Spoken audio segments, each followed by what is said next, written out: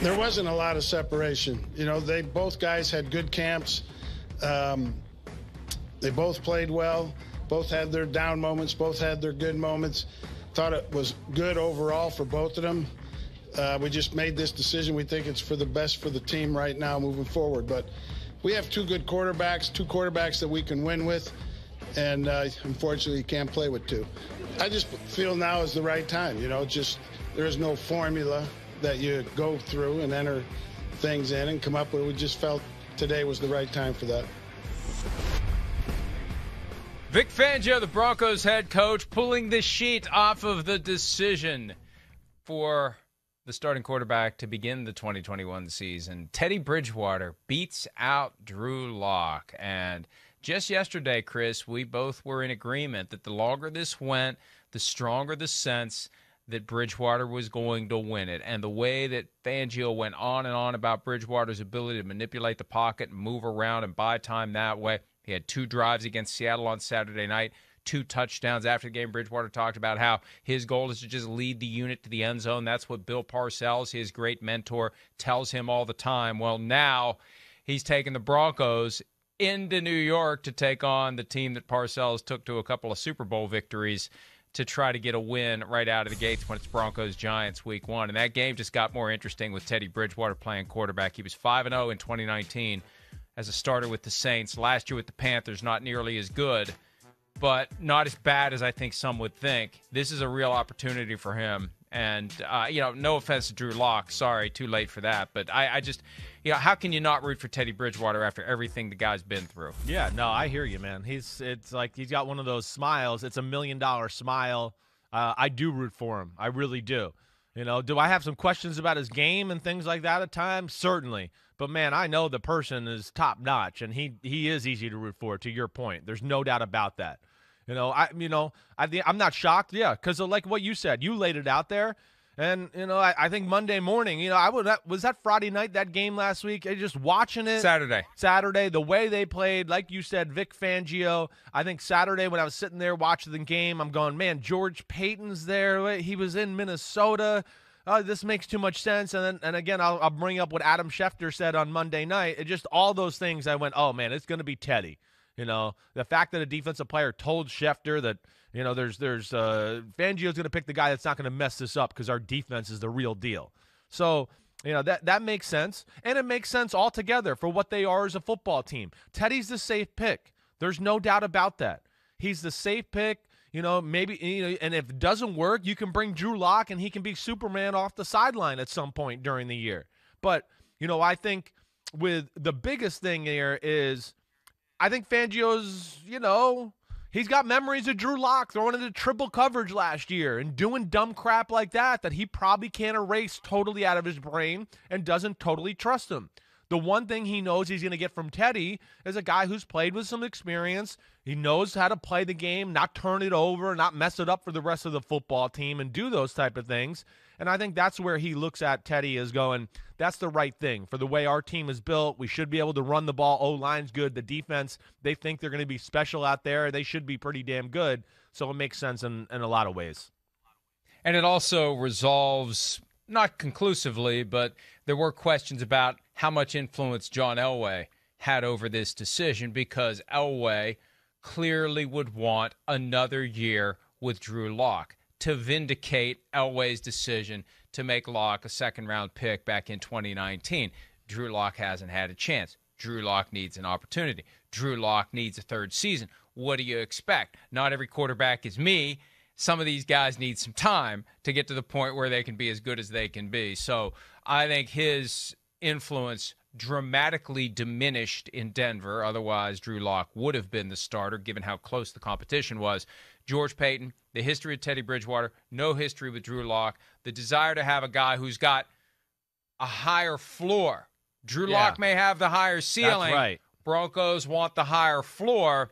They're pivoting away from the if we can't beat them, let's try to outscore them mode of the past couple of years in beefing up their offense. They're hoping that with a healthy Bradley Chubb and a healthy Von Miller, maybe that'll be enough, and you have balance on your team, and you're not trying to score 40 points when you know the Chiefs are going to score 37. You hope you can hold them in the 20s, and you can emerge with 1 or 2 more points than they can score. Yeah, I mean, that's right. And then, again, if they start to feel like, wow, okay, wait, our defense is good, but maybe not playing as good as we thought, and we've left some plays and yards on the field, getting back to your comment, I think you're saying it exactly right. Drew Lock definitely has the higher ceiling, to where if they start to feel like, damn, we lost to the Chiefs 27-20, but there was like 3 plays, 4 throws on the field that we would have won if he just would have thrown it and done those type of things, then maybe that you see Drew Lock at some point. But I totally understand it. You explained it perfectly. Vic Fangio is a defensive head coach, and really – defensive head coaches, they want a quarterback that's not going to screw the game up for their defense. Bottom line, and I think that's where they're going to err on right now. They don't want to start early season Drew Lock, I'm guessing, and he takes a few chances against the Giants and then another chance here and there the next week, and all of a sudden they're 1-2 and 1-3 because they went with Drew Lock because, he's got more talent, but he's not taking care of the ball and doing those type of things. And I think he's still, Vic Fangio's still burned by some of those things that Drew Lock did last year, and that's why he's going Teddy Bridgewater. And this ain't the 85 Bears. If you notice that graphic we put up, the defense has plenty of issues. It hasn't been what it needs to be. The offense hasn't been horrible. It's been bad. Last year, 10th in offense, 30th in defense. So, but again, it's misleading too a little bit. That's where people got the offense stunk at certain points and things like that. So the defense is on the field constantly, or they're behind. You see that 3? That's not 20th. That's 30th. Yeah, I know. I don't know how many. I don't know. I mean, now look, you could have an offense that generates a ton of yards but turns the ball over every single possession. But still, your defense has got to bow up at some point and be higher than 30th. Yeah, no, and that's scoring defense, right? I think total defense, they were 20th in football. But you're right, there's issues there. But, of course, they're going to be healthy this year. Chubb, Von Miller, they're back. They made adjustments to their secondary with getting Kyle Fuller from Chicago. The other corner, they got, Ronald Darby out there. I mean, Justin Simmons. There's a lot of things, I think, on paper to think this is going to be a little bit of a different defense altogether. I don't think those numbers truly show quite how good the Broncos defense is. I think it is a little bit misleading because of, schedule, the way they played in some games, getting down and those type of things. I hear you. I'm just saying I think it's a little bit better than the numbers are showing. That's all I'm saying. Let's hear from the 2 guys who were the finalists for the gig of starting quarterback in Denver, Teddy Bridgewater and Drew Lock, after the decision was made on Wednesday. I was very excited. I'm just happy that I get an opportunity. Happy that, I get to just continue to lead, be the same guy that I am today and the same guy that I was yesterday. It's an opportunity for us to just grow, continue to grow as a team, and I'm looking forward to that. It's disappointing. Every feeling that you could possibly have at this point in this day and this circumstance. They're running deep. I feel like at the time I was playing some of the best football I've played since I've been in the league. I was more confident than I'd ever been, and most of you guys think of me as a confident guy, but I was probably more confident than I've been, since I've been in the league, and this OTAs, this training camp, this preseason, and this, such a special team. I was, hoping and looking forward to being able to lead this team, but, no finger pointing, no negativity. It's going to be about me finding ways to still, make this team great, whether that's, in practice, working with Teddy, trying to find ways for him to get better, whatever he needs me to do. Man, Drew Lock was uncomfortable. He's hurt, right? That. And you can see it. He is hurt. I look, when I hear the words, and I know that he's feeling down in that moment, and I don't know, given the pandemic, there's a lot of flexibility as to when and how you make guys available. And I guess I credit the Broncos for putting both of those guys out there yesterday after the decision was made. Maybe you want to give Locke a day to digest it before you put him in front of the cameras and the microphones, just saying. But be ready. Because if Teddy stinks, you're playing. No doubt. Not, well, I was really looking forward to leading this team. When he said that, my first reaction was, you still may. Yeah, that's right. A lot of times when we get these quarterback competitions, the winner, you know what the winner wins? The winner wins the first opportunity to be benched. That's what he wins. Congratulations. You're going to be the quarterback until the end of September when we bench you because we suck. Yeah. That's what may happen. Yeah. So don't exhale and take your uniform off and think you're going to be holding a clipboard. You may be playing. You keep your ass ready because you may be out there. That's the first thing I say to him when he steps away from the podium after saying what he said yesterday, Chris. I hear you. Yeah, I hear you. Yeah, that somebody does need to give him a little pep talk. There's no doubt about it. Yeah, he's hurt. I understand that too. I mean, yeah, it's tough. He puts his life into it. You could tell by all the stories we heard in the offseason that he was trying to change his approach to the game mentally, physically, really learn it, do all the little things the right way and those type of things. He probably looks at himself and goes, wait, I'm better than Teddy. Yeah, but, you did some things that I think scarred your coaching staff a little last year. Just, too loose with the ball and those type of things. But you're exactly right. He needs to have the attitude of like, F you. If I get back in there, I'm going to show all you what I really got here. And you just got to be like chomping at the bit for that opportunity.